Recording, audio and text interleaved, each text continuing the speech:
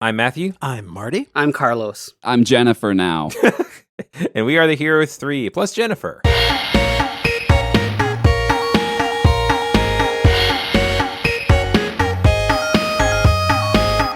Welcome to Heroes 3, the bi-weekly podcast where three friends explore the best, worst, and everything in between in the world of Asian cinema. And this week we are wrapping up our look at where Asian cinema and Hollywood collide with the reverse of what we've been doing before, with 2002's Infernal Affairs, directed by Andrew Lau and Alan Mak, and starring a ton of people that we love throughout our Hong Kong cinema. And this is stuff. one of our first, who wore it better situations, I think, that we've really had on the podcast. I think so, right? Well, do we have any instances where we've got, a direct...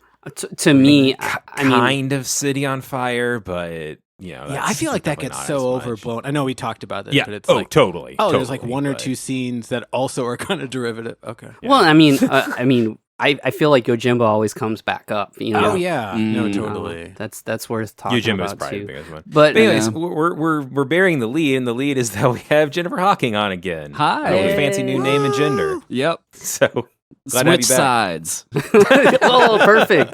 Yeah, episode related. We've been I'm out of deep cover now. That's beautiful.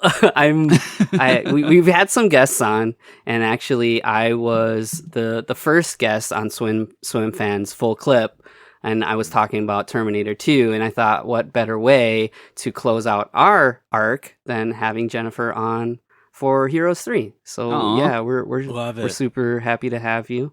Yeah. Thank you. Yeah. Infernal Affairs. Yeah. Thank you for having me on. Oh man, can't wait. So I guess we'll talk about our histories with it. This was one that I knew about because, of course, if you don't know, Infernal Affairs was remade by Martin Scorsese as The Departed, which is also a very good movie, and I hadn't seen either of them until and that's this also past what week. broke the curse, is for his Oscar recognition. Yeah. It won huge the night, and I don't know if anyone remembers, but when the Adapted Screenplay Award was given out, there's that kind of sweet-voiced Oscar VO or whatever while they're waiting for the person to get up to the stage. And they mistakenly said The Departed is based on the Japanese film Infernal. Oof. That's kind of notorious. Oh, man, that's funny.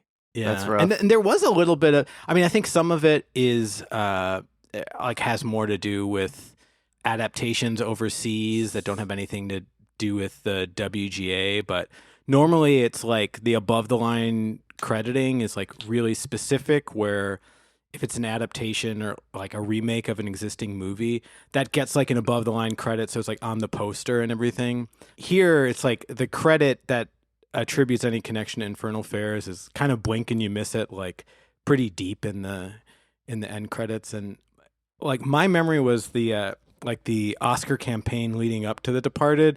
I remember feeling kind of frustrated because it seemed like they were trying to kind of bury the origins of the movie a little bit. They probably were. Which I suppose you could kind of understand on one hand, but yeah, it's, if you watch them a little bit closer together, I think to The Departed's credit, but it really is wholesale great sequence lifted pretty close. Yeah. Oh yeah, and even down to smaller details the him having a cast and the guy breaking over the cast to make sure there's not a wire in it. That's, I feel that's a detail that could easily get shifted around or whatever. And the fact that it stayed, I think, kind of speaks to the strength of Infernal Affairs. Yeah, if we could, I guess get the comparisons out of the way. I'm familiar with both films. I did see Infernal Affairs probably later than when it came out. I would say maybe late 2000s, early 2010s. I did see The Departed after that, knowing that they were related. And I of course I revisited it for the podcast tonight, and I don't know. To me, I mean, surprise, surprise, the Asian cinema podcast guy likes the Asian cinema version better. But I would say, like, the Scorsese take on it all, in comparison, it almost feels cartoonish to me because everything's really over the top in how they handle everything in The Departed, where I feel like a lot of the enjoyment that I get out of Infernal Affairs is kind of the quiet understanding and like maybe like the communicating without talking about Infernal Affairs, whereas in like The Departed, man, they're not just swearing every 5 minutes, they're talking like about everything. I mean, and I think the vibes are great. Like it's a great movie to hang with in some ways. But it was funny because I watched it recently and remember really liking it in the theater, and it wasn't, at least for me, it wasn't aging as well as I was, I guess, thinking it was going to. But really, it's like, I don't know. For me, I think probably what I still hold on to The Departed is just like Wahlberg and Alec Baldwin just chewing it up, and just the, I don't know, just the atom bomb of Boston on this kind of cat and mouse Hong Kong story. But it is, I don't know. It's very difficult for me to call it The Departed and not The Departed. Yeah. The Boston accents are incredible, and I don't know this for sure. They had to have had a dialect coach, right, to just make sure that everyone is properly Boston. And hopefully, like he was just like busting balls the entire time. He's showing up to work drunk, and they're like giving him more alcohol, making Martin Sheen cry. It's like, no, he's a legend. Yeah. I will say it's so interesting seeing it after watching this movie because so many of the casting choices kind of almost feel like a person's fan casting of how they would do an American remake of Infernal Affairs. Because like you got, of course you got Matt Damon and Leonardo DiCaprio. But then Alec Baldwin and Martin Sheen, Jack, and Mark Wahlberg. I don't know why every actor from that movie left my head right then. But you're afraid they're gonna swear at you at any second. Yeah, it's true. Well, they're like all dead by the end of the movie, so it's fine. But I did enjoy it. It's interesting because I do feel like it's probably a little overhyped, but it is a good movie, and I think it is a good adaptation remake of this movie. But this movie's also like a full hour shorter. Yes. And I feel like it's all the same emotional beats. Yes. And honestly, isn't that such a great illustration for Hong Kong filmmaking in general? It's sort of like, look what we can do on like a slice of your budget and like a slice of your schedule. Yeah, like the catering budget on The Departed is like the full budget of Infernal Affairs. And I don't know. I mean, I think it's really kind of this shining moment, I think, for Hong Kong cinema, that not only is Hollywood like eager to kind of like eat your lunch and try to do it themselves, but the adaptation carried them all the way to like all those Oscars. And I don't want to knock anything that's creative to The Departed, but I mean, really, it's like shave off some of that gold and give it to Andrew Lau or something. But yeah, and we haven't had a chance to really intersect with Andrew Lau. That's Andrew Lau, the director, not to be confused with superstar Andy Lau, who is one of the leads here. And I don't believe are related anyway. No. Similar. And Andrew Lau has kind of a path that we've talked about maybe a couple times, but he really cut his teeth as a cinematographer, even going back to the like Shaw Brothers days. And he actually worked a little bit on Armor of God, which we spoke about just recently. Also, Eric Tong we spoke about in Armor of God, and here he's known as Eric Nicholsong, I think. No, sorry, I'm sorry. But I don't took me a second. No, sorry. It just hit me. But I don't know. I think it's.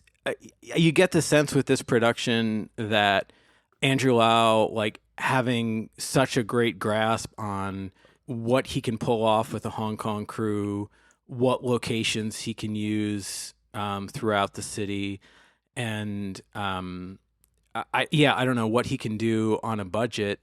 And the goals, I feel like of this film are to try to kind of stand almost shoulder to shoulder with like a Michael Mann movie or something.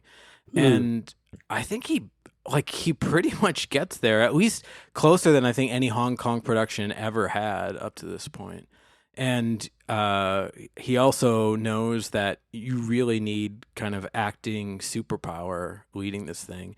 And the two-hander of Andy Lau and Tony Leung, I mean, it's got to be up there with any great two-handed film. I mean, these guys are just incredible. And I also think Infernal Affairs gives you a few more opportunities for some kind of like juicy payoff with those two actors that The Departed kind of avoids. And I can understand the choices they made there, but yeah, I don't know. We're really treated to so much here, and just beautiful photography, I think, throughout the thing. And you might have caught it also in the opening credits.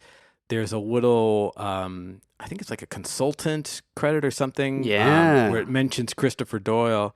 And actually, Andrew Lau and Christopher Doyle shared cinematography duties on Chungking Express. So they knew each other pretty well. But you've just got like all the pedigree that they basically can muster in kind of the Hong Kong movie business, and it all shows up on the screen. It's kind of crazy. Yeah, Jennifer, do you recognize that director Andrew Lau from anything that you've spoken about recently? Yes, obviously. If you're I don't know if you're a diehard Heroes 3 listener, you might remember the April Fool's episode we did on me and the Swimfans did on Avenging Fist. Which was like directed the year before this. But he's also so prolific that like he made 3 movies in between. So like I primarily know him from doing Young and Dangerous, but I have a bit more of a relevant history with Avenging Fist, I guess, because during most of that beautiful recap you were doing on his career, Marty, I was like nodding along because I was like, yeah, I actually knew all of this because I had to fake a Carlos history segment for the April Fool's episode. No, and you were like my refresher because that episode still feels pretty recent in my mind. Yeah. I love that for you. But I really liked this. I had never seen it before, but I have seen The Departed, but that was also like 6 or 7 years ago at this point. I remember liking it, and I remember being pretty engaged, but at the end of it being like, okay, it's not Scorsese's like best work by any means, but this was delightful to watch. I'm really excited to get into it with you guys. For sure. Well, why don't we do that? But first, let's take a look at the back of the VHS. Lau Ken-ming and Chan Wing-yan are two sides of the same coin. Lau rises through the ranks of the Hong Kong police force, hiding his true allegiance to the triad boss Hong Som. Chan survives undercover, working for Han Som while reporting back to Superintendent Wong. The dance gets deadly as both sides realize there's a mole among them. They both try to navigate the lies and catch each other without blowing their cover, but the closer they get, the bloodier their world becomes. Andrew Lau and Alan Mock weave a web of deceit using an all-star cast. Tony Leung, Andy Lau, Anthony Wong, and Eric Song star in Infernal Affairs. I love so much that apparently one of the big inspirations for the idea of this movie was actually Face Off. The idea of a cop that's secretly a criminal and a criminal that's secretly a cop. Wow. Just without the sci-fi elements of it. Yeah. But that's how we see at the very beginning is these two, a young recruit from the cops getting sent to be undercover with a gang, and then a young gang member getting sent to be with the cops. And that is basically the entire premise of the movie. I love they knock it out in the first 10 minutes. Yeah, honestly, if you stop and think about the plot, I mean, you'd think it'd be more complicated than it is, but The premise is pretty straightforward. I love so much that whenever you see the cops, whenever they're doing the training and stuff at the beginning, they're wearing the uniforms that I'm used to seeing in Hong Kong movies, because it's like their old school, like pre handoff uniforms that you see in like, you know, like Yes Madam, and even like Bloodsport and stuff, like green uniform with the shorts. Oh, dude, that's such a good point, because it's like the math then does add up, because most of the movie is spent like, you know, almost 10 years after that point. So it would have been like pre-handoff. Oh, that's sure. Yeah, and what we do end up with is like a trilogy of films. The two sequels were kind of filmed back to back, and the young versions of these characters are represented by Edison Chen and Shan Yue, and both of them are the leads in the sequel, which is a prequel. Oh, that's cool. That makes sense, because part of me was wondering. Because I knew there were two sequels, and then you know, he gets iced at the end of it, and I was like, is it just gonna follow the one guy?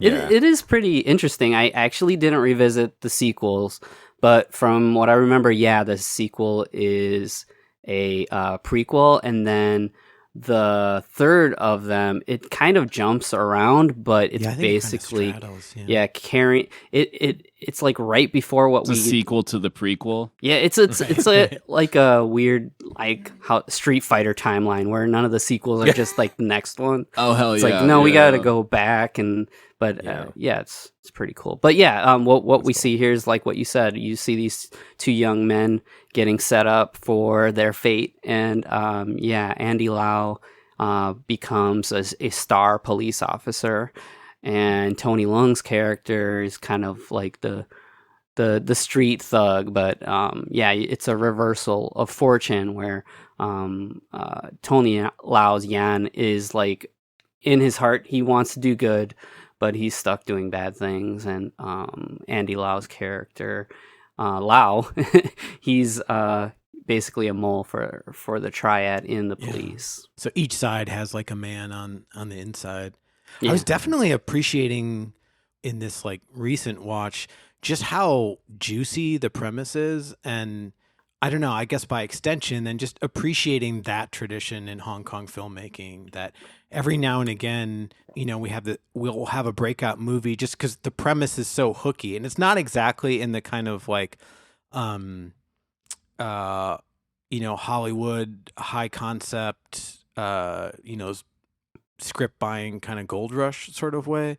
It's like some of our favorite Hong Kong premises. It's like they'll have these kind of like heavy moral implications about like the honor of the character. In a way, you could almost imagine Infernal Affairs being set up as like a late 70s Shaw Brothers film, like in kind of a period situation where it's like, you know, each school has kind of like a, you know, a secret spy on the inside or whatever.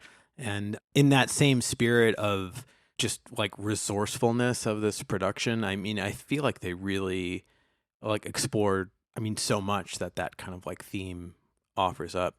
And also it's just like, you just have Tony and Andy. It's like literally like they can just look slightly off camera and you're like, you're so interesting. Like, I want to know like everything you're thinking. And I mean, it's just kind of an embarrassment of riches having both of them here.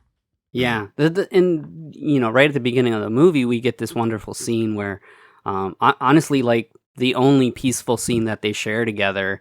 Andy's character Lau comes to this radio shop, and he's wanting to buy a new system, and these are like really fancy like tube amps for kind of like audiophile listening. They look super cool, and you really get this kind of fun like audiophile like bromance here, where he's looking for a set, and then Yan, Tony Leung's character, he's basically posing as the clerk there, and he's giving him advice, and they sit down together and are listening to a song, and basically vibing out to the music and kind of vibing with each other. And once he makes his purchase and makes his way out, you find out that he's really there representing the triad, and he basically kind of just took it on himself to make a sale while he was there. Yeah, totally. And I don't know if this is reading too much into it, but Lau basically ends up suggesting that, like, you know what, you really should try these other cables, which is actually a real thing in audio. And he's like, yeah, see the difference? And again, maybe this is just like, I don't know, masters in English, like bullshitting, but like, I think you could almost read a little bit of this kind of like class thing here where like Tony is like playing at basically like being from the streets or whatever. But Lau's character like actually grew up without really any other options. And I like that he's kind of pointing out, it's like, oh no, it's about the cable. It's not about like the fancy, most expensive thing. You poser. Yeah. I love that scene so much because it also is sort of illustrating that like they're the same guy. Like there's like there's something very Heat about that scene of like of like we are effectively the same person. We just happen to just fall in two different places. But we have remarkably similar modes of operating through our lives, and I don't know, when you can do that and it's cute enough, that's movie magic. Mm-hmm. So well put. So this is where we get to see him interacting with the police chief, who is played by Anthony Wong, who we've also seen in a few kind of random things in the past. He's great as this chief, who's like the one person who knows that Jan is secretly undercover. Yeah, and Anthony has this look where he seems like he's constantly like bearing all this stress, and it's really perfect for this role. Oh yeah, just expert. And yeah, Matthew, you mentioned earlier about the casting in The Departed, and I think that same positive is what we're seeing in this movie. We got all these dudes that are just killing it with just a look, like Marty said. And even Eric Sang, who we're always used to seeing as a goofball, seeing him positioned as this triad boss is really intimidating. And I think something about his small stature kind of helps sell that in a way. But speaking to Anthony Wong here, it's really about the subtleties of his expressions that I really love, and you get a really good sense of their long running relationship in this one scene. Jan comes to him and he's basically going out of his mind. Hey, I've been doing this for they said 3 years, and then 3 years becomes 3 years, and I'm going crazy here. And but he does end up giving him the info that he wants. There's like a deal coming up that they're going to be able to maybe make a move on, and once he gets that information, Wong, he's playing a Superintendent Wong, which again is like such a classic Hong Kong thing. It's like, very Hong Kong here. Even though there's very little like overt humor to be found in the movie, but I love that you still have that kind of like cute tradition happening. But he ends up giving him a gift of a watch. So there's there's more to just them having a working relationship. There's like a history here, and interspersed in these flashbacks and everything, we also see that there's like the idea of Morse code. So Jan, he's like, I mean, and in The Departed they don't do this. They do like a thing where it's like I can text without looking at my phone, which is like I guess an even crazier skill, but because it's like Morse code in Chinese is supposedly super complicated. It would have been, I think, more viable in English even. Sure, and like Jennifer saying, like these are like flip phones, like Nokia's that you have to like multiple tap for. I was gonna say I miss my T9 texting. I feel like I could do that. No. Looking. No, I totally I've thought about it. I looked into it one time. And everyone is like, you can't go back. You're just it's too rough. Were you just hitting like the 6 key a million times? It's amazing. I used to have one of those, and I actually had one that had Street Fighter 2 on it because it had like like basically a D-pad in the top center of the bottom half of the phone. And I had like a weird, really shitty version of Street Fighter 2. That's amazing. How'd it run? Wow. I could throw a Hadouken on the little flip phone, so it ran good enough. my Okay. gosh, dude. Shouts out. Shouts out Nokia or whatever. Yeah. Dude, so Carlos, that means like when you had to get rid of that phone, whatever you moved to couldn't have played Street Fighter. So you Well, I mean, that would have here's been a Downgrade. like, major step down. here's the secret: I don't get rid of things. Okay. So it's in a box I think somewhere I here. knew- Okay. Yep. That's amazing. And actually, you know what? I think I hear that phone going off right now. So if you'll excuse me, I will be right back. So the next beat that is a beat that is been remade in The Departed 100% is there's this guy that's being interrogated, and Lau goes in doing something that I'm sure is extremely illegal, and pretends to be his lawyer so that he'll call so that he knows where to go for. Yeah, it's for funny. an This operation. is like a move that would almost be more at home in like Yes Madam or Police Story 2 or something. But yeah, it's just like it'd be like a Jackie kind of wackiness or something. it's like the impulses are just slightly tuned in Infernal Affairs, so everything is just like a lot classier than I think an audience might expect from, ostensibly a Hong Kong action movie this time. And also I think again, can't say enough about Andy and Tony, because it's like they just never push anything. They never like go off the cliff with a acting choice. And yeah, you kind of buy this. But yeah, he's basically letting the criminal and the audience know that if you're talking to your lawyer, any footage is inadmissible, so they're actually about to shut the cameras off. And then he gets this flip phone ready for him to basically kind of signal his crew to get out of there, that they're about to get busted.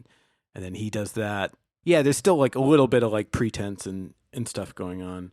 But yeah, that sequence is pretty closely mirrored in The Departed from what I remember. like a lot of the scenes that are lifted in The Departed, it's kind of that, and also there's like an extra 4 or 5 minutes before and after the scene that's in Infernal Affairs. And again, I do like the movie, but it definitely it stretches a lot of stuff. Yeah. But it's Martin Scorsese, so it's really good. But it's noticeably longer. no, Right, it is right. definitely noticeably longer. Yeah, the original Hong Kong movie Killers of the Flower Moon was like 40 minutes. And that turned into, Oh, could you imagine? Yes, I think I would see it feel on the like- History yeah, Channel. very easily. Yeah. Yeah. Also, yeah, I mean, we have plenty of like, plenty of movies we've talked about on the podcast where, Hong Kong stunt people are donning any manner of I was gonna say cultural there'd be a lot more brown garb. face in the Hong Kong version of that. So our jumping right along, our next scene is whenever this drug deal gets kind of hijacked by the police. And we mentioned earlier, but Eric Song is like, whenever I first saw him in this movie, I really was like, really? He's going to be like our big criminal boss? Because he's always doing wacky roles in all of the stuff that we've seen. But he is so good as this like He's so good. intimidating. Yeah. Because like the menace is under the water, it's like Yeah. it's great. Like he will smile and honestly, it like Jack Nicholson is a good pick for this, because it's like, yeah, he'll be kind of laughing along with you on the surface and then turn around and shoot you in the back. Like Yeah. it's but it's interesting because almost Joker like. because Jack takes huge swings in the movie. I mean, I think Yes, he's definitely chooses. it's a matter much of more than Eric does. taste. I could see it dividing the audience a little bit, but Mhm. also I think Eric being so understated really just focuses the tone of this thing, where you'd never kind of confuse it for being about his character. It's sort of like the center of gravity really are our two leads, and it's interesting, like with The Departed. I mean, I'm guessing that like that screenplay always had set out for, the kingpin role to be like pretty meaty or whatever. But it's you have kind of a different dynamic, I would say, in the Scorsese film, where it's almost more of like this three-hander or kind of like triangular. Yeah, kind of architecture. Yeah, or I get you. something. He's like almost another lead. Yeah. I get what you're saying. To the extra hour. Yeah, that's what the extra. Yeah, that's what the extra totally. hour is. But no, I don't. Sorry, the actor. What was the actor's name who plays the crime boss in this? Eric Tsang.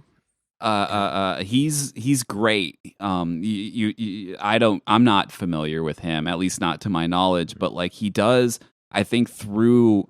Like you can tell that he would be good at comedy, and I'm sure that is what he was known for to the target audience for this. But it does give him like a really kind of great dimensionality where like he seems, especially in there's that scene where he's just like eating just in the police station, like he has like 14 snacks in front of him or whatever. But you understand that like deep in this well inside of him is just like a hate abyss or something. Like he's so good at like making it difficult to see past himself or something. Like there's really a lot going on in his performance that I admire. Yeah, no, that's so well put. And honestly, that we're only hopping ahead slightly, but that interaction with he and Anthony Wong's character, I mean, it's like just take notes and kind of study it. It's like both of those dudes are just so poised, and there's just so much beyond what is being said in a way that really kind of is reminiscent of a lot of the classic, Hong Kong and Chinese films, and it says a lot about Chinese culture in general, where it's like we're going to speak in these kind of arcs, and we're not going to kind of touch something head on. And you could almost imagine like, I don't know, like a tea house kind of scene, or like like it's Wong Fei Hung versus like some kind of Huang Zhongli character or something. But yeah, just really, but in their really mind, cool gravity. Exactly. Yeah. No, and that scene's amazing too, because that's where both the Chief Wong and Sam, what was it, Sam Han? Han Sam. That's right. Han Sam is is Eric Song's character. He's the crime boss. Both of them realize, because of the way that this deal gone wrong went down, that both of them have a mole in the other's operation. Mm-hmm. Yeah. And they kind of just like talking to each other and both being like, neither of us can prove anything right now, but we know. And then he walks out.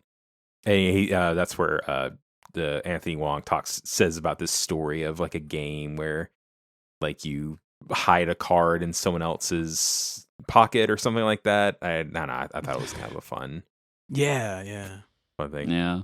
Also, that seems like a tedious game. Yeah. It's like not very fun. Well, the loser dies, so it's definitely not a very fun game. No. Yeah. I would do also, in the earlier scene that we talked about with Tony and Anthony's character, it's like our first rooftop scene, and he's complaining just about how long they're kind of dragging out his assignment.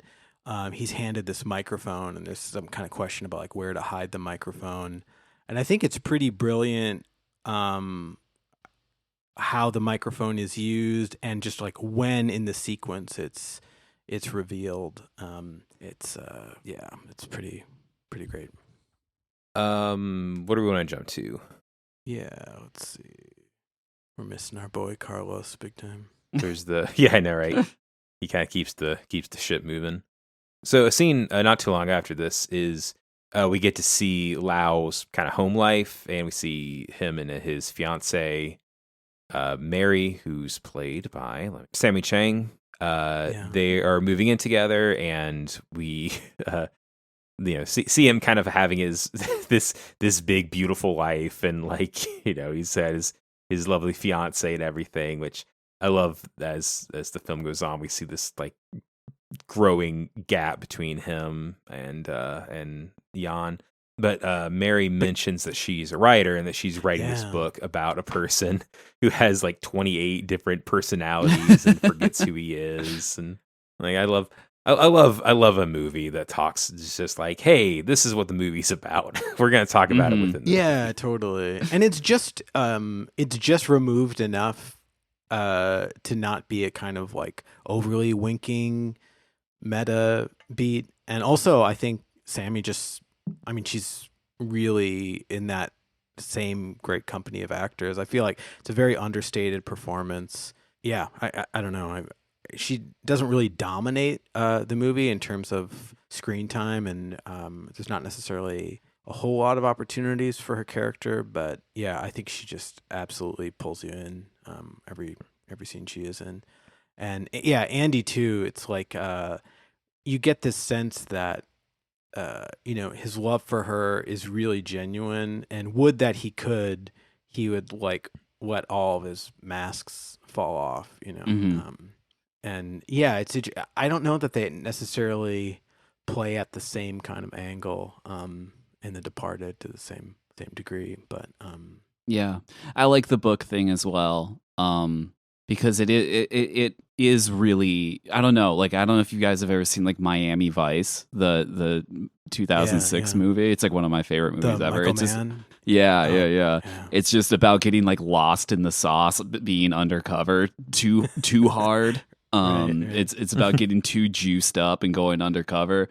And like I think it's like a great kind of like a play on like, if you have this many personalities, like who are you anymore?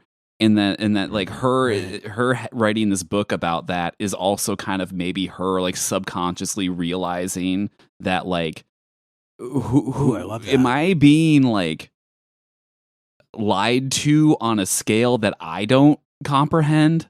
like am I encountering an abyss so deep that I can't see to the bottom of it, that's great. Yeah, I totally how see much that. can you know a person? Yeah.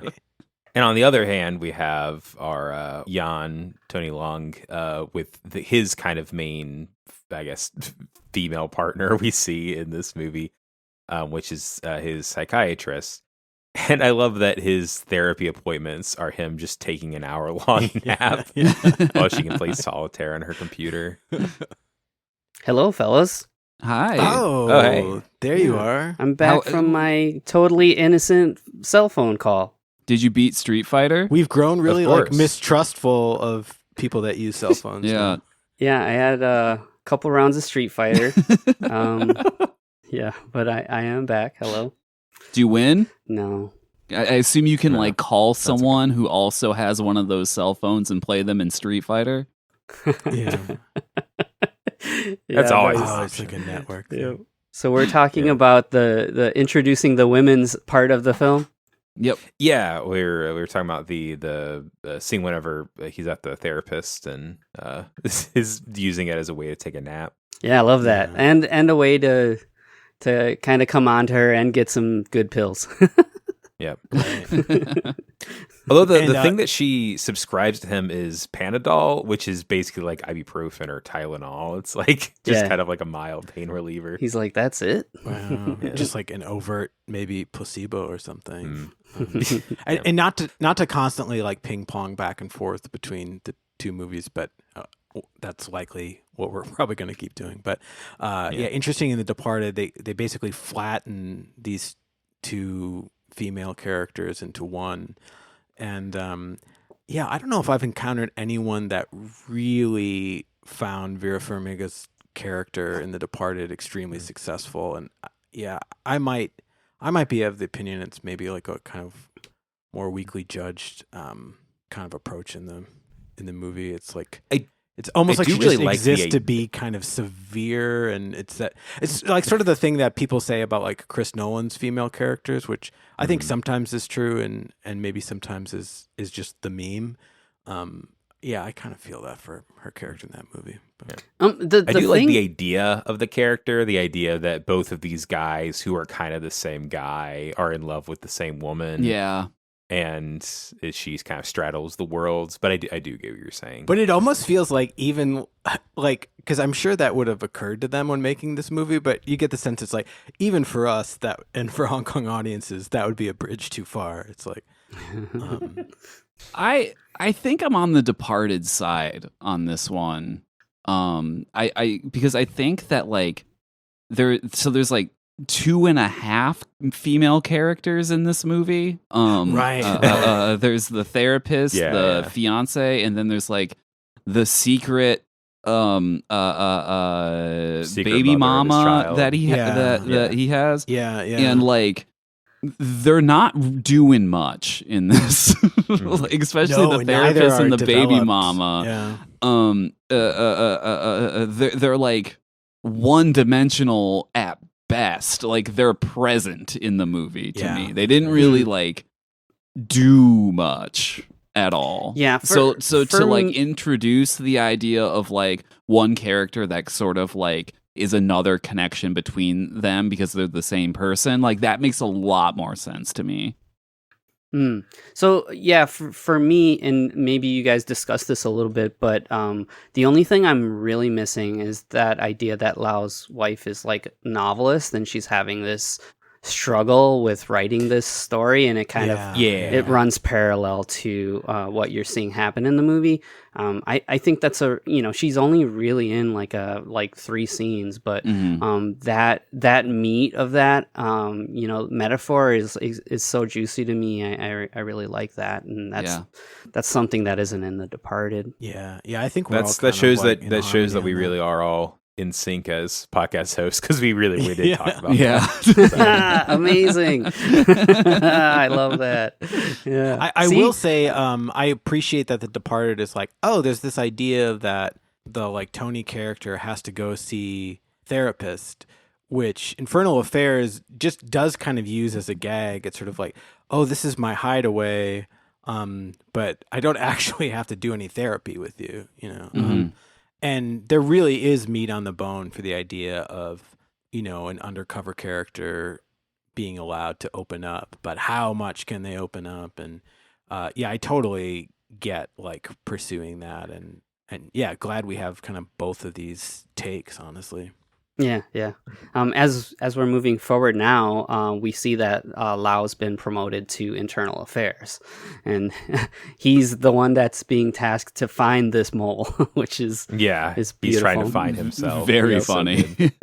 Yeah. Mm-hmm. And then at the same time, we also see that Jan with Sam's men, they have to basically fill out this information to kind of help Sam weed out who the mole is on that side. And there's a pretty pivotal moment where one of the kind of younger thugs is having trouble spelling out some words on the envelope, and Jan corrects him and writes it on that envelope, and just kind of really like lovely Chekhov's gun that we see later in the film. Yeah. It's fine. I didn't realize. I forgot until just right now that was in this one too. Yeah. Because of course that's also done in Departed. Yeah. What's the word in The Departed? Citizens. If I'm remembering right. Yeah. Yep. And actually, of all the thugs in The Departed, I like that really rough and tumble guy that he's helping spell that out with. He's great. But I mentioned how kind of The Departed is more of like a cartoonish take, even in this following scene where you have Sam meeting Lau in the theater. And in this one, they're like looking at like a period film. You can't really tell what it is, but in The Departed, they're like at like a porno theater. A porn theater, and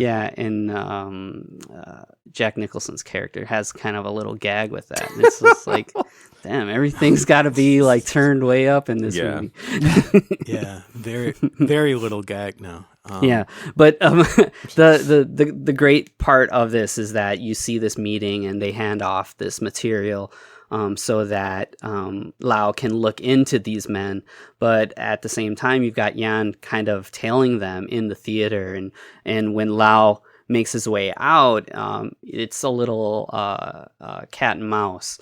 And I always think it's so this is funny. a good moment that... to maybe talk about the score a little bit, because is this the sequence that you were mentioning before we started rolling, Carlos?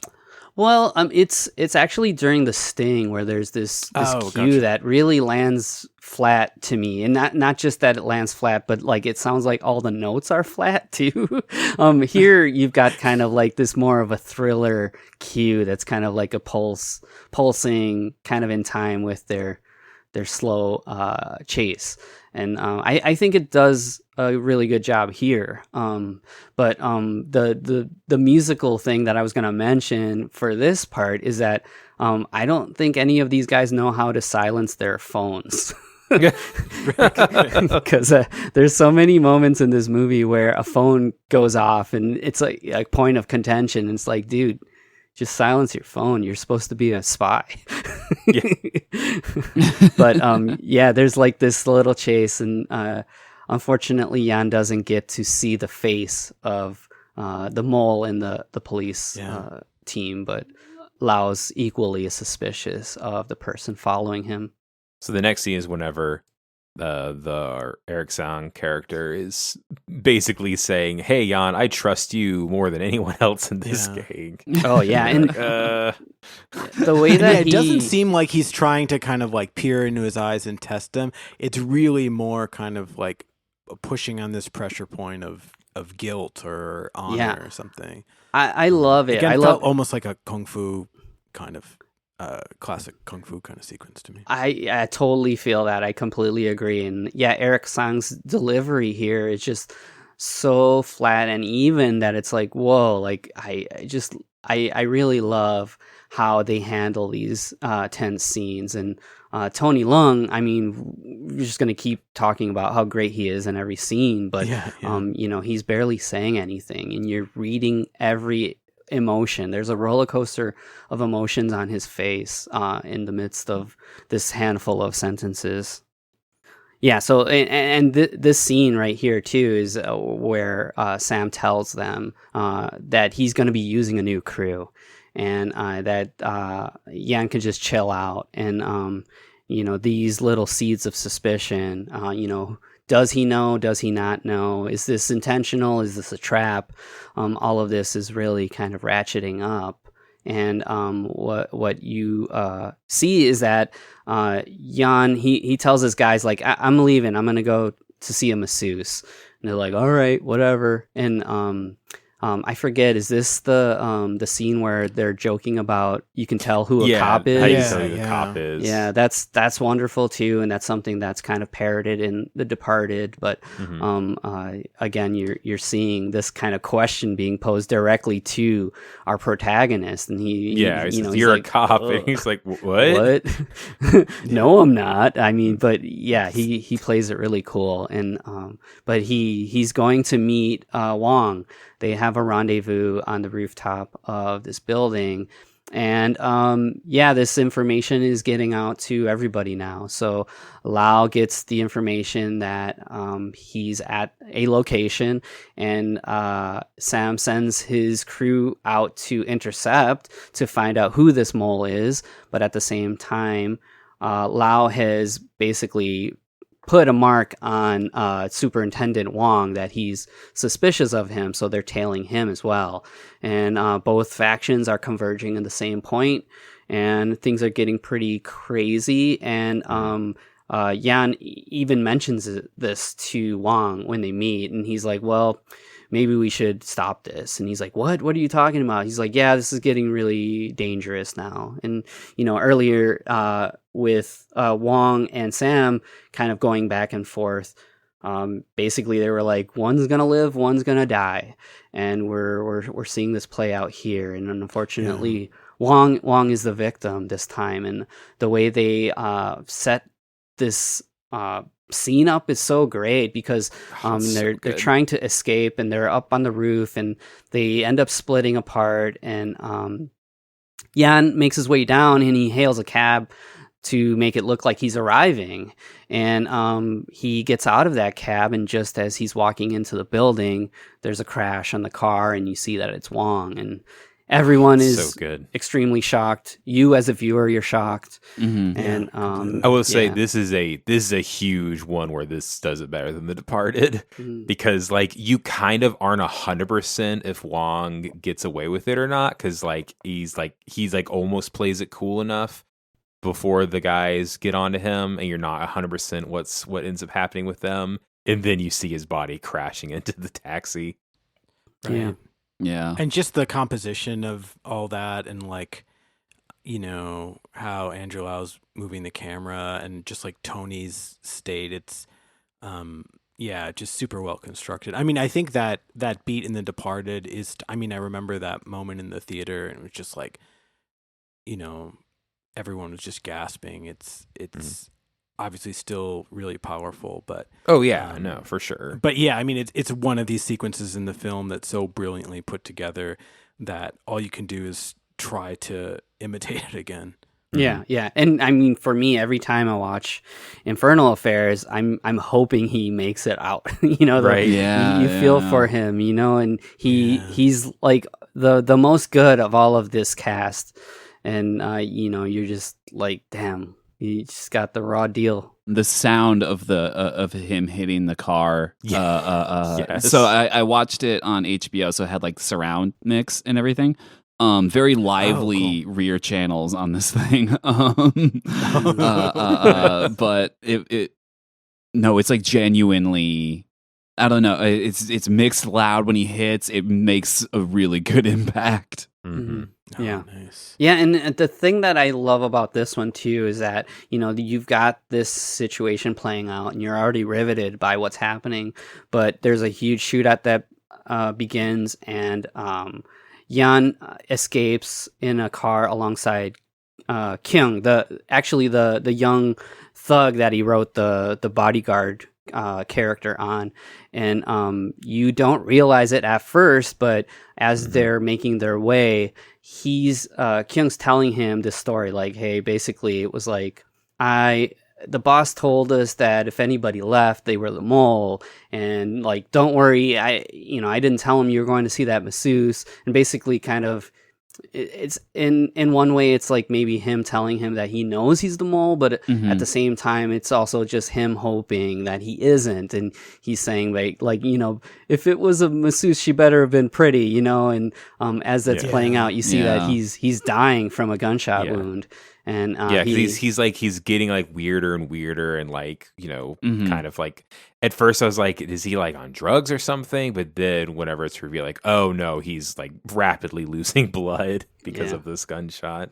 Yep. Really, really great stuff. Do you think it's somewhat of a parallel to the fiance's book of like secretly kind of understanding what's going on, even though you don't really want to admit it? And that guy's his version of the fiance. Like yeah, I love that take. Right. Yeah. Because that young guy, you know, he's given, I guess, the most meat out of any of these kind of triad kids. And he doesn't get a complete arc, but you do feel for him when this happens. And yeah, there's a little bit of introspection too in his relationship here with him. So I mean, things are boiling now, and Lau basically comes back, and the cops are pissed, rightly so. It's this shocking thing. One of their greatest men now is dead, and it's really because he put this mark on him. And the other thing that they mention, I can't remember if they mentioned it before this, but there's like a file on Sam's men that they can't access, and this becomes kind of like another like secret that's like kind of teased to you through the rest of the film. But the other thing that I should mention too, you know, is like basically Superintendent Wong was the only guy that had a relationship with Yan that knew his story. So, you know, you're thinking about how bad things are getting, and, you know, he really wants to have his life back, and basically the key to that is now gone. I think that's one of the most successful sections of The Departed. I think they really twist the knife there, that notion that like, oh, literally nobody has your back, and like everything that you've given up could all just go to shit. And I mean, it's the exact same implications here, but yeah, I mean, it's just such a rich story beat, man. My favorite bit now is whenever the way that Lau gets in contact with Jan is he takes Wong's cell phone that's like in evidence Oh, and yeah. says it's not on Yeah. it, and uses it to call him back. I think there was an every frame a painting video that compared the two versions, and in The Departed, Oh, that scene wow. plays out in like complete silence. And then in Infernal Affairs, it's like pulse pounding music is playing. And the implication is that the a silent version is much more impactful.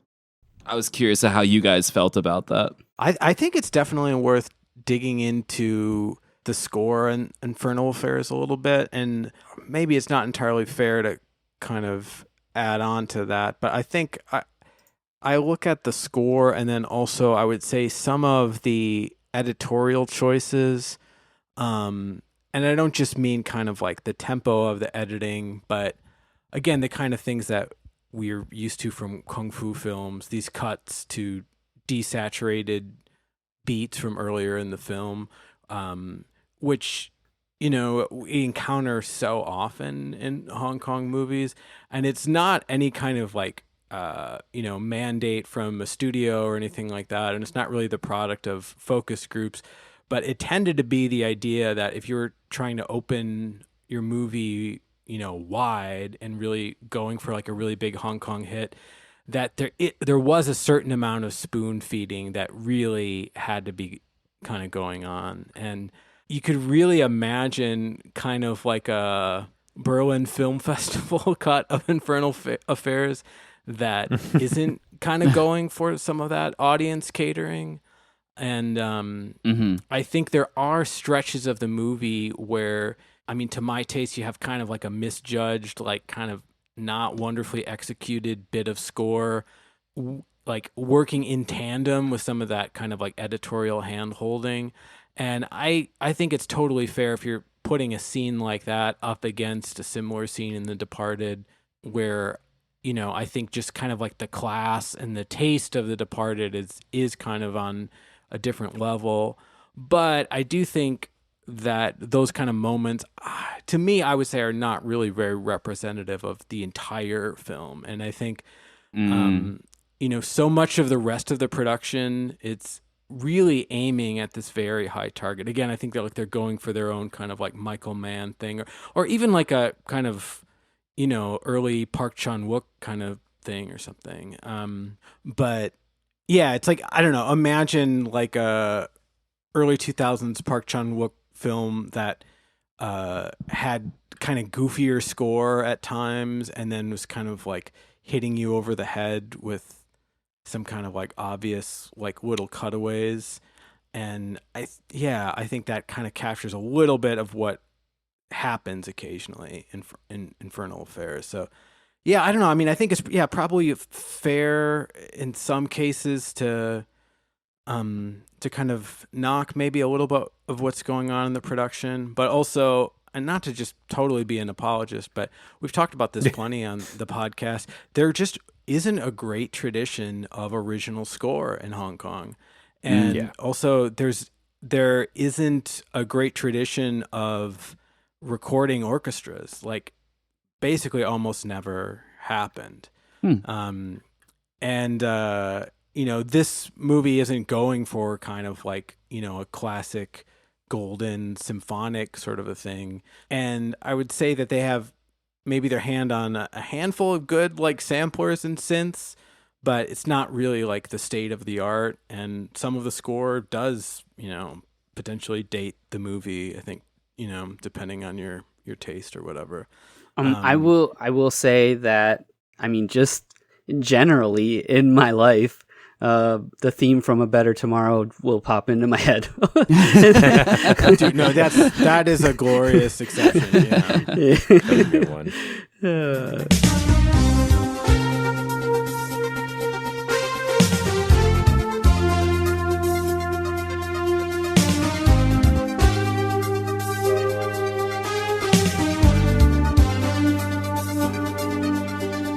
And definitely, I mean, we have so many great like drops from like kind of like 80s like driving synth pop kind of canto pop things that are awesome.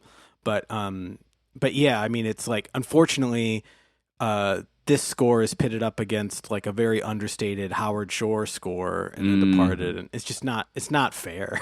Yeah. And all the needle drops. Mm-hmm. Yeah. And like, if you look at like Michael Mann's filmography, sorry I keep talking about Michael Mann. I mean, Michael Mann's a very good comparison. No, it's so relevant. It's so relevant, Jen. Okay. Because like really great comparison. He also severely dates his movies by some of his soundtrack choices. I so true. love it in Michael Mann movies when like he'll just be like, "Yeah, here's an Audio Slave song," or like, "I hope you guys like Moby." Right. And like, but he's usually that able... Audio Slave song in Collateral is like legit so good though. The one where they're fucking in sorry, I'm not. Do you guys swear now, right? Yeah, when Colin Farrell is fucking who is it? Is it Gong Li in Miami Vice? Actually, yeah, and it's his Audio Slave just like blasting in the background. It's like the most it's the most fucking like Affliction t-shirt shit in the world. And like it works though. Like there's something about like his taste in music always being so of the present when the movies come out that like really actually genuinely works for Michael Mann movies. And like I guess I found it more distracting in this, but I'm also a little less familiar with like the Hong Kong system than you guys. No, I think ride with your instincts, Jen. I think it's like, yeah, it's, I don't know, just, and maybe this is just my take, but I think almost every department can go like pound for pound is right up there with like an equivalent Hollywood department. Really, except for when you get to scoring. And then if we were going to expand the web a little bit, you know, of course, like there aren't at this point in time special effects houses that can rival what's going on in the West and things like that. Yeah, this could have been the score to Avenging as far as the ambitions Fist. of this movie. You know, yeah, we haven't mentioned like when Anthony Wong's character falls like. It could. The moment is arguably undercut a little bit because we have.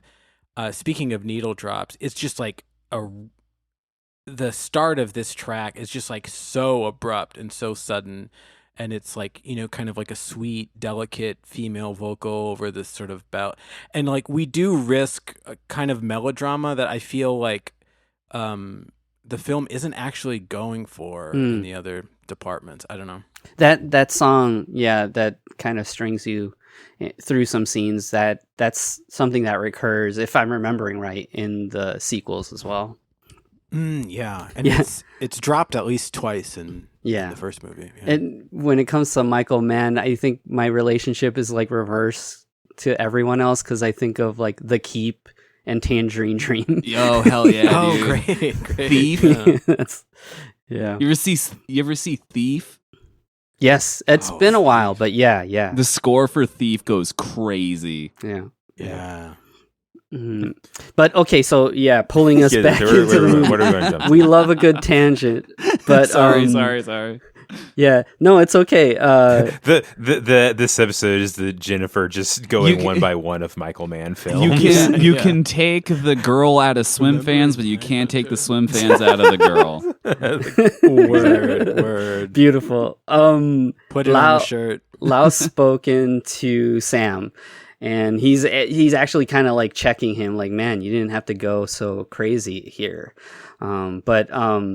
Yeah, you're starting to see these cracks form, and I feel like this is a scene where Eric just feels so menacing. Like he's not actually pulling the trigger, so to speak, but you really get the sense that there's like this terror lurking. Yeah, underneath. Yeah, absolutely. He says, you know, hey, while all this was going on, we made a new deal, so I'm doing great, you know, and at the same time, we have the situation that we mentioned where where Lau and Yan are starting to try communicate through the cell phone, and he says that he wants to cooperate. So Yan actually tells him about a new deal that's going to be happening, and Lau, he's now kind of like in contention with the police team because he's in internal affairs, and he's caused the death of Wong, but he does wrangle them up to intercept this deal. And there's another pivotal scene here where they make it to this like kind of underground like parking structure, and the police show up and things go south pretty quick. And actually, Lau corners Sam and he shoots him. There's another bit, how important cell phones are in this movie. Oh yeah, that's great. Where it's ringing and you can hear like echoing throughout the parking garage. Yeah, and he realizes that the killer is in the room with him. Yeah. So and that is, for me, this is, if you had every frame of painting, like put these two scenes side by side.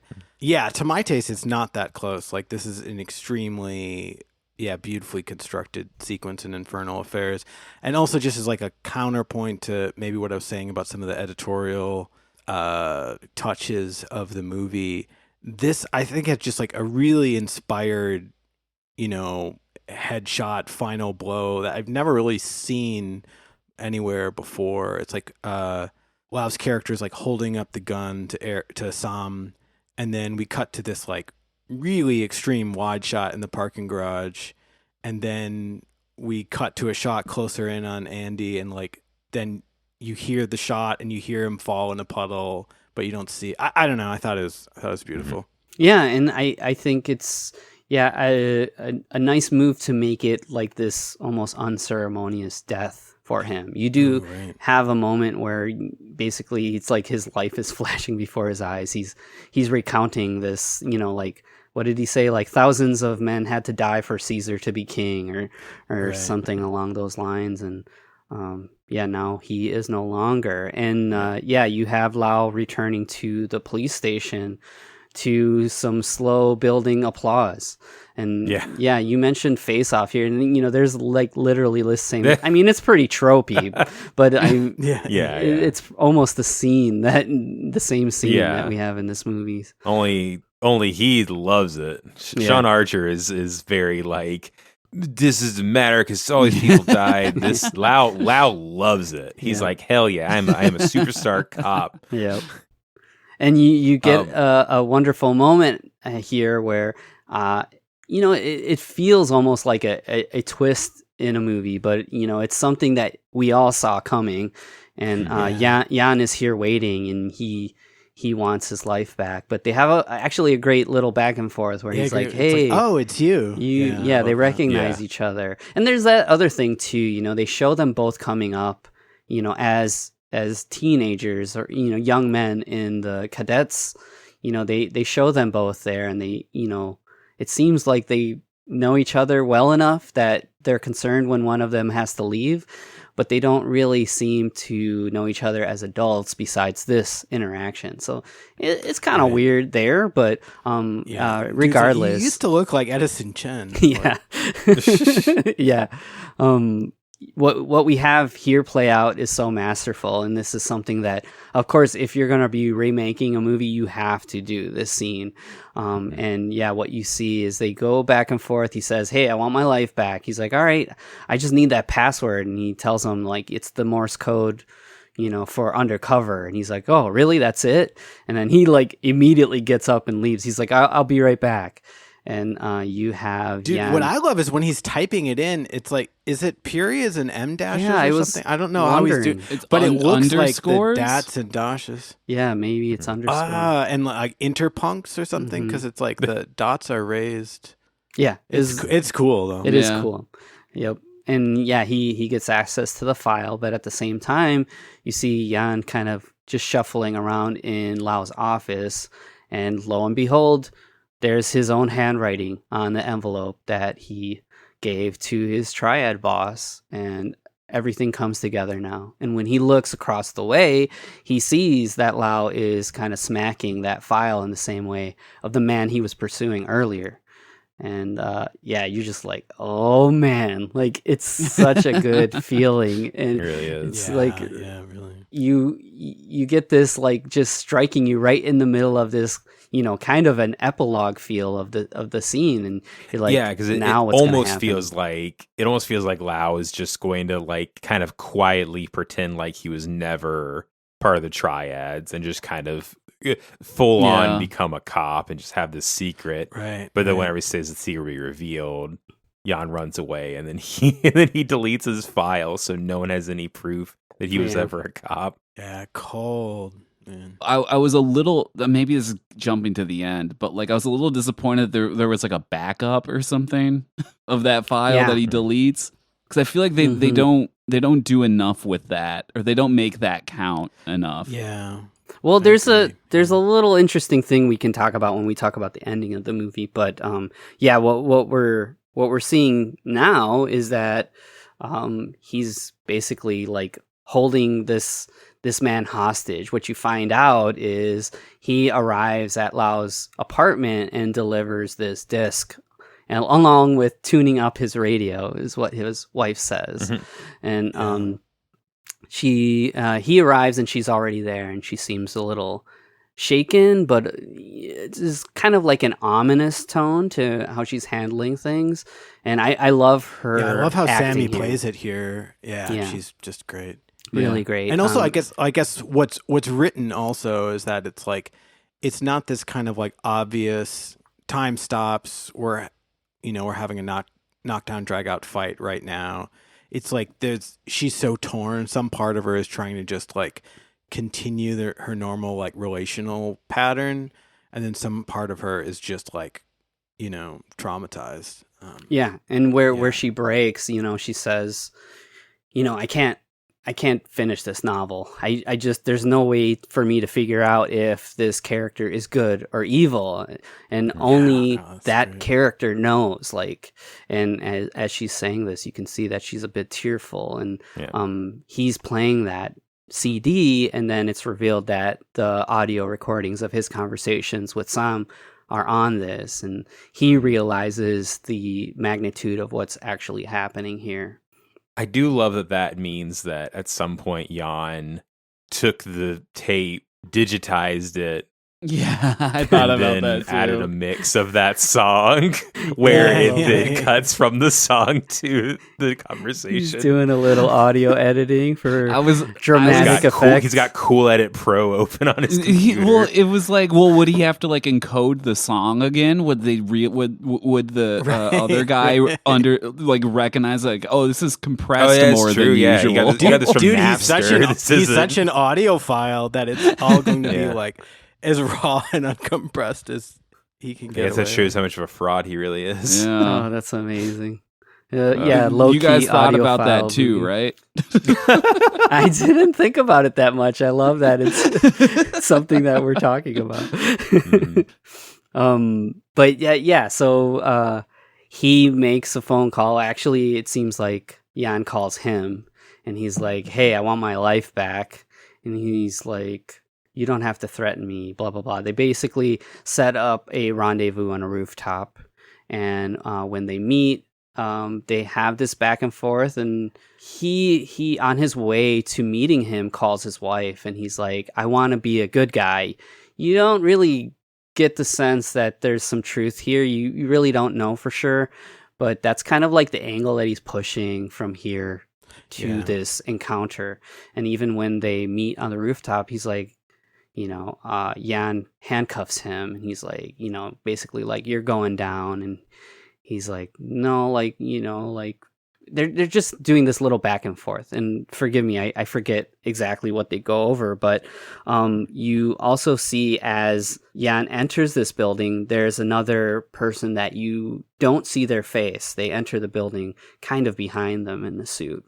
And what you see happen is up on the rooftop, then you have one of the other inspectors from the police force. They show up, and it turns into this standoff where Jan has Lau in handcuffs, and he's trying to escape the building.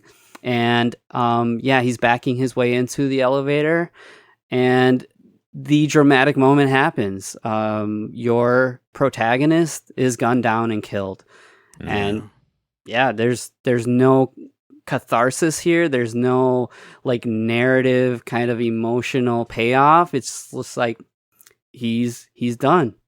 And what you're finding out is that this inspector, I believe he's just called Inspector B, and I think that's he's talking to Lau, and he's like, hey, basically I was working as a mole as well. I was also a mole. Yeah. Yep. And you're like my senior in here, and I will follow you. And Sam didn't think much of me, but I'm pretty smart. And those are his final words as well, because when the elevator door closes, you hear more gunshots. And when the elevator opens up on the ground floor, it's just Lau that is left alive. And he says, I'm a cop. And that pushes us into the finale. And actually, you know, on a rewatch, there is like a clue. I mentioned, you know, how cell phones become these interruptions. And there's that sting operation. And you have a moment where in the kind of the surveillance room where Wong is kind of commanding everyone, there's a moment where a cell phone rings out, and you see that it's that inspector having to run over to reach to his phone. And it cuts back and forth between Sam talking to someone, and it doesn't kind of connect those dots exactly. But if you were looking for clues to find out if this guy was a mole, that's like the only breadcrumb that you get in the movie. No, I'm glad you called that out though, because I think even for folks that know the movie pretty well, it's well handled and it's not too obvious. But now our ending of the movie is that Lau tells they reveals that Jan was an undercover cop, and they bury him with like full honors and have this big ceremony and everything. And I think we alluded to it, but we didn't actually talk about her like one and only scene. Yeah. Like there's the like kind of baby mama character. And yeah, even though I think it's a like very underutilized idea, I think that was a great scene where Tony Leung's character bumps into this woman. They clearly have a history. She claims that she's married with a kid. And then her daughter comes chasing after her.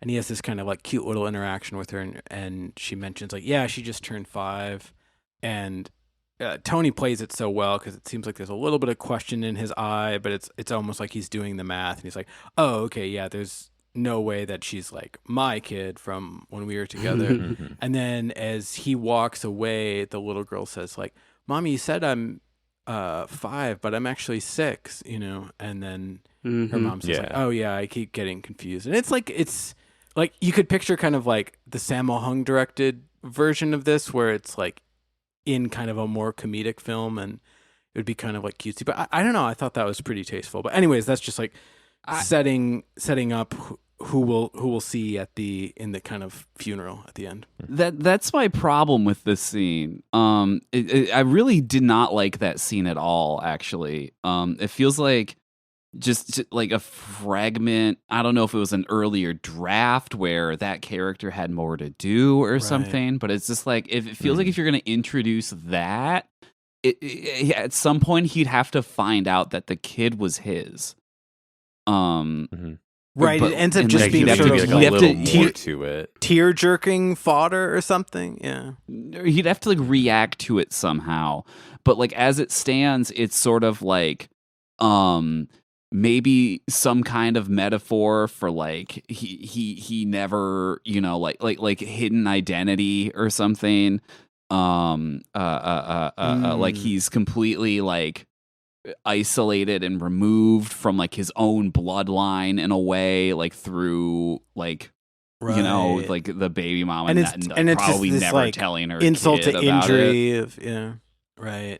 Yeah, I think it's just it's like as I watch the scene, as the scene comes up organically in the movie, it has this quality of like, ooh, where is this going to go? But I do think like on a rewatch, I totally see that just feeling frustrating, because, you know, it's sort of like, okay, this is like an extremely hot potato that goes nowhere and maybe only serves to try to like get you to cry a little harder at the very end, which is maybe a little more of the kind of like cheap melodrama that we don't really associate with this movie. Yeah.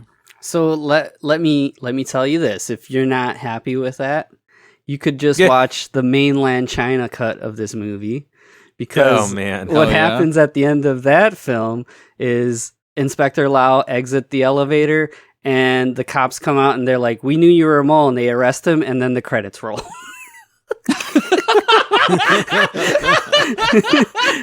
That's because he can't show the bad guy getting away with it. That's amazing. That's like some Hays Code. That is That's Hays Code. incredible. That's exactly what I was thinking. Yeah, that's it though. That's literally how that version ends. Do you ever see the like lost ending to Vertigo?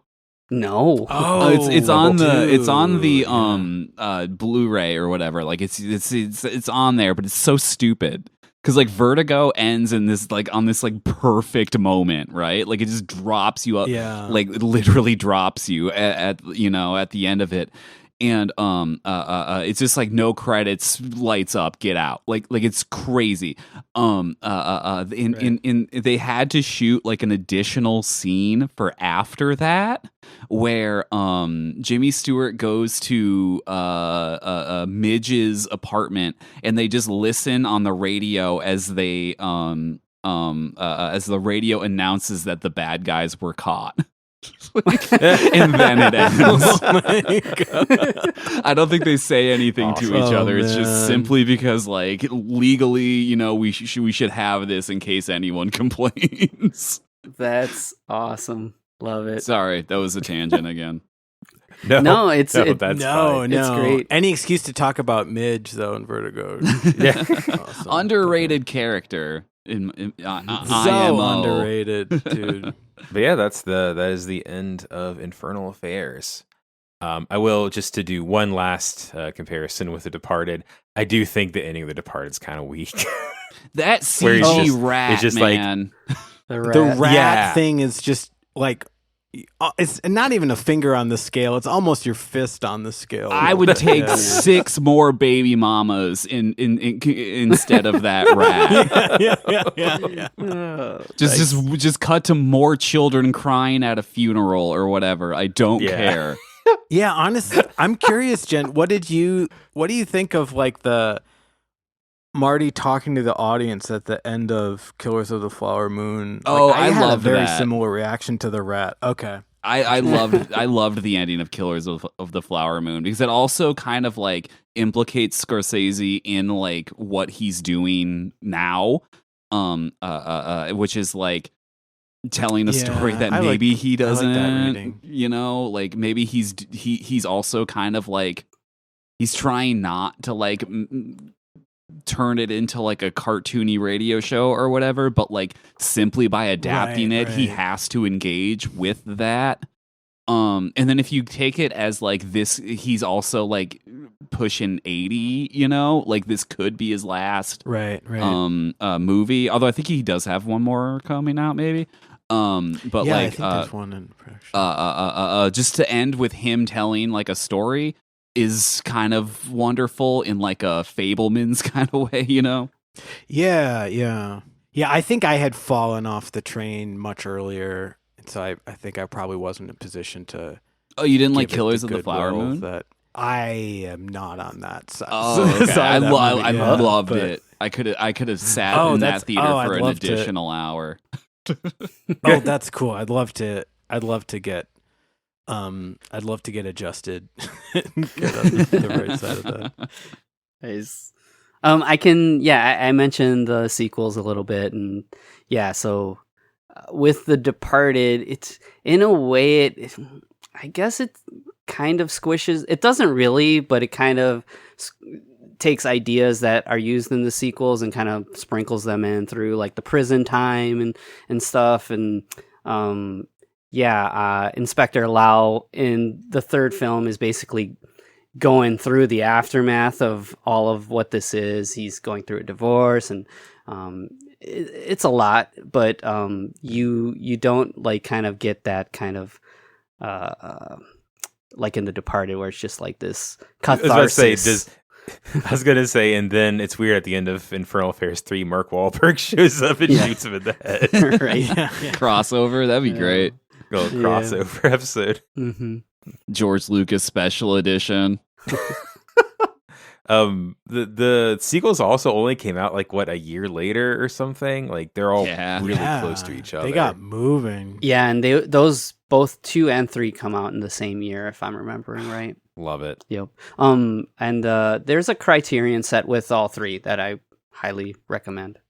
Loaded with a bunch of stuff. There's a commentary track with the directors, and it's not as juicy as I hoped it would be. It's kind of basically them explaining their thoughts into the characters in a way that you as a viewer would normally be doing anyways, like as the movie's progressing.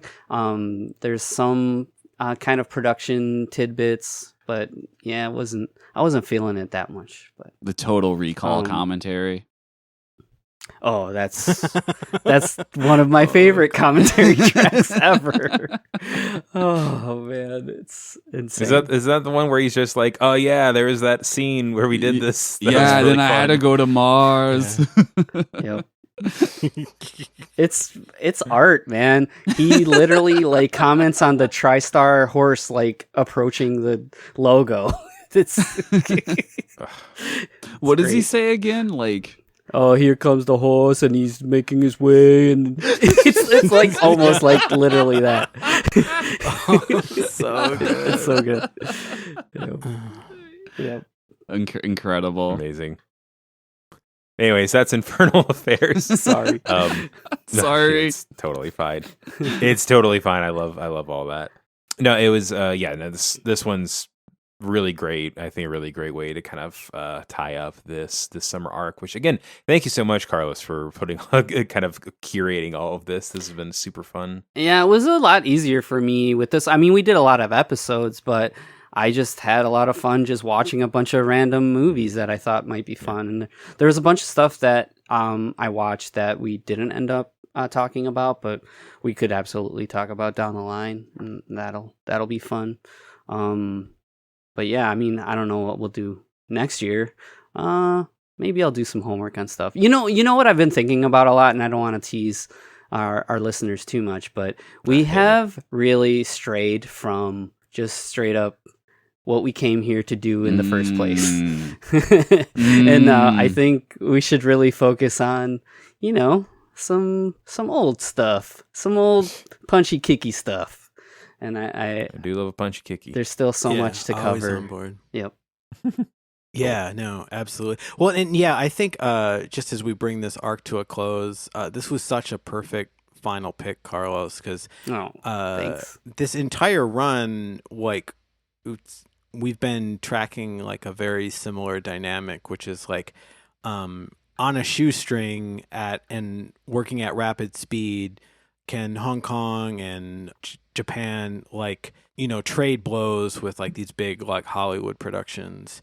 And here we have kind of like, I don't know, just like this beautiful flip on that dynamic. And I don't know, I mean, I think like we were saying at the top, I think like so many of the accolades that came The Departed's way really have to do with just the really rich, juicy ideas, not just the broad strokes of Infernal Affairs, but the actually kind of like meticulously constructed sequences that are very kind of faithfully recreated in the American movie. And yeah, I don't know. I think it's almost kind of like we got to like just this great happy end at the end of the arc. Yeah, I agree. I'm really happy with all of our conversations. And actually, I revisited before this arc, we did a little Zhang Yimou college course, and I re-listened to our House of Flying Daggers episode because we were drawing some comparisons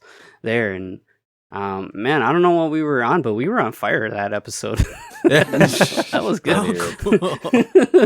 I liked it, but man, it's funny re-listening to, this is a tangent too, but re-listening to episodes of a podcast that you've been on, because actually I re-listened to, I was kind of feeling a little bummed and was out of podcasts So I re-listened to the Virtual Girl episode. Oh, hell, of that's a Swim great Fans. one. Yeah. Oh, That good. episode's so much fun.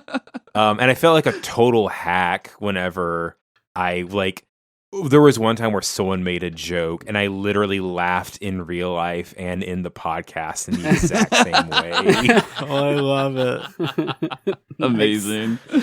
Yeah, that one's a classic. That's how you know you're not a clone.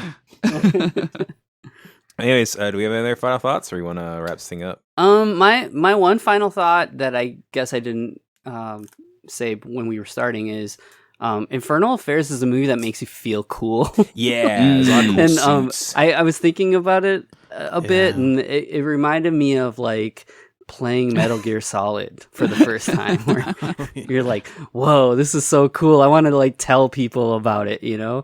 I still feel cool watching this movie. Dude, All I right, love well, that. if there's nothing else, Jennifer, please plug away. Thank you so much for joining this episode. It was a lot of fun. Yeah. Thanks for having me. If you ever need me to come on and derail your show some more, I'm very available. Only every time. Yeah.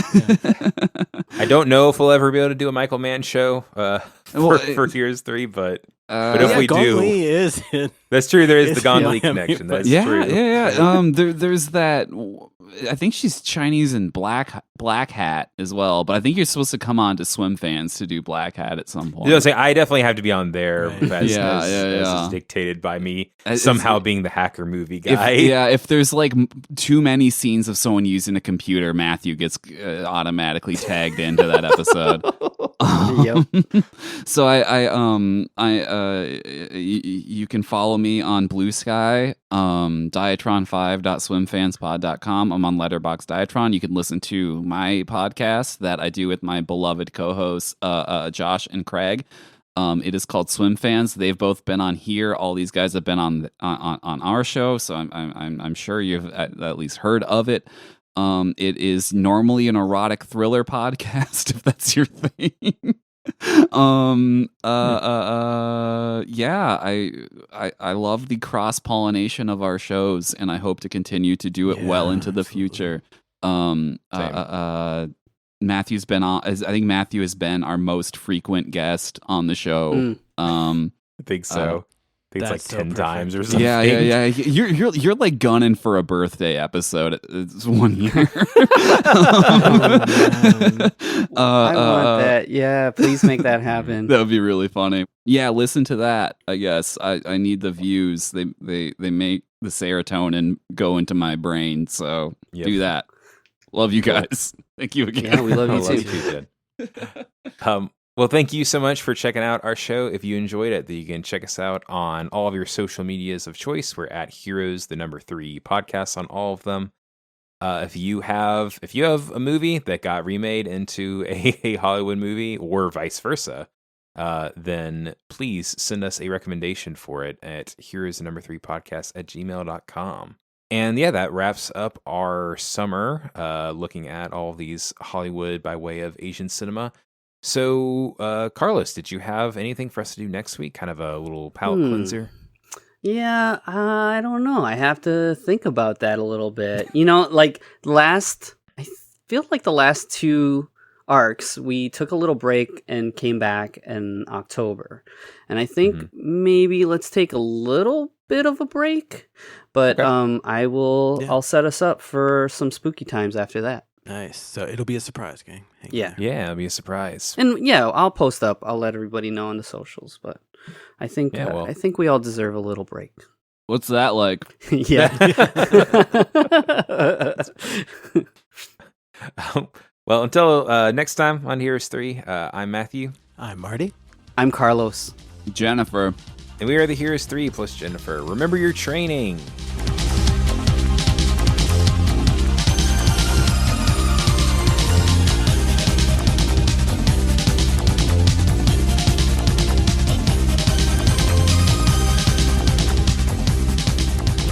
Heroes 3 is part of the Mercado Brothers Podcast Network. Yes, sir. The entire podcast was spun out. Those 3 are still alive. The Vector? Yes, sir. Patreon die should be activated soon. Right on schedule. Yes, sir. I recovered all of Heroes 3's dummy feed burner data. No, sir. My cover is intact. Nobody knows who I really am. Yes, Mock Dent knew my identity, but he's been disposed of. Yes, the Inferior podcast was the winner after all. That's right. Until the very end, Swimfans thought that they were the inferior ones. Yes, sir. I agree completely. It takes a well-balanced individual such as yourself to rule the world.